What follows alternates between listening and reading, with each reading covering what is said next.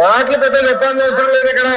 మీకు సంబంధం లేని సబ్జెక్ట్ ఇది, మీకు సంబంధం లేని సబ్జెక్ట్ ఇది. మేడం గారితో నేను మాట్లాడుతున్నా, నేను మేడం గారితో చర్చిస్తున్నా. దళితుల పైన మీరు దాడి చేసి గుండు కొట్టించిన వ్యక్తి మీరు మారుతారా? మీరు మారుతారా?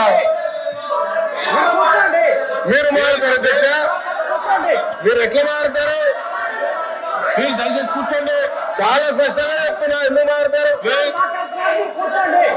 మీరు మాట్లాడేది